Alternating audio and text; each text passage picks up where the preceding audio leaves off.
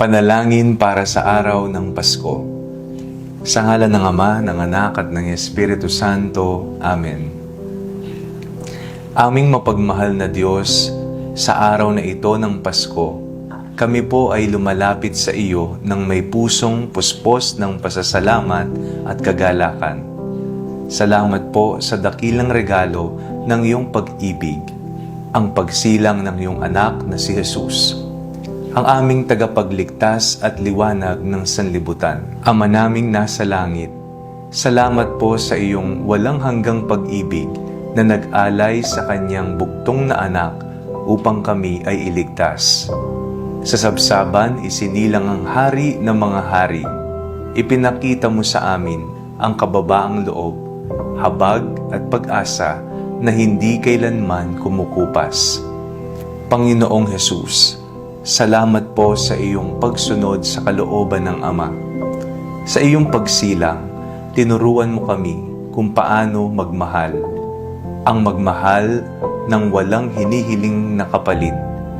Ang pagmamahal kahit may pagsasakripisyo.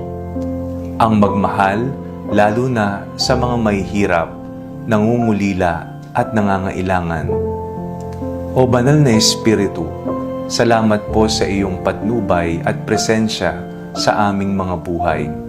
Ikaw ang nagbibigay lakas sa aming pananampalataya, nagpapaalala sa amin ng tunay na diwa ng Pasko, ang diwa ng pagbibigayan, pagkakaisa at kapayapaan.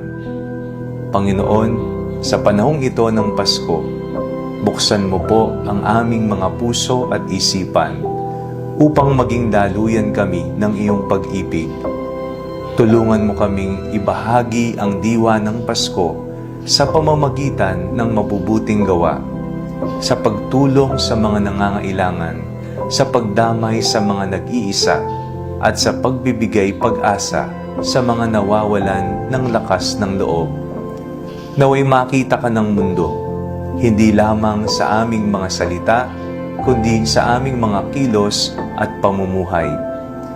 Gawin mo kaming ilaw sa dilim at instrumento ng iyong kapayapaan. Ama, Anak at Espiritu Santo, sa iyo po ang lahat ng papuri at pasasalamat.